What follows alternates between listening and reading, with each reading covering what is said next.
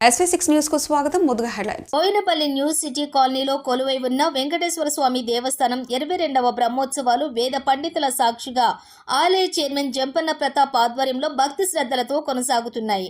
ఈ క్రమంలో 6వ రోజు సోమవారం రాత్రి నిర్వహించిన వెంకటేశ్వర స్వామి రథయాత్రకు భక్తులు పెద్ద సంఖ్యలో పాల్గొన్నారు.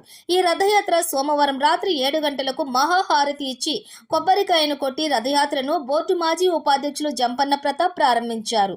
ఈ క్రమంలో ఆలయం నుండి Bapuji Nagar, Vanitha colony, Pavan Vihara colony, airlines colony, new city కౌలనిలా మీదుగా కన్నుల పండుగగా జరిగింది.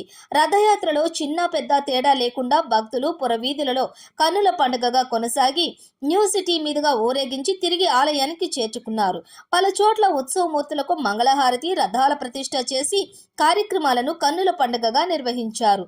ఈ రథయాత్రలో మహిళా కళాకారులు చేసినటువంటి కోలాటం, నృత్యాలు బోయినపల్లి వాసులను విశేషంగా ఆకర్షించాయి. రథయాత్ర సందర్భంగా భక్తులు తమ ఇళ్ల ముందు దారి పొడవున రంగురంగుల ముగ్గులు వేసి స్వాగతం పలికారు. రథయాత్ర కొనసాగుతున్న సమయంలో పురవీధులలో మంగళ వాయిద్యాలు, బాణసంచాలు, వినోదాలతో పాటు జై శ్రీమన్నారాయణ, జై జై శ్రీమన్నారాయణ నామస్మరణతోటి మారుమ్రోగిపోయాయి. రథయాత్ర అనంతరం భక్తులకు అన్నదాన కార్యక్రమాన్ని ఏర్పాటు చేశారు.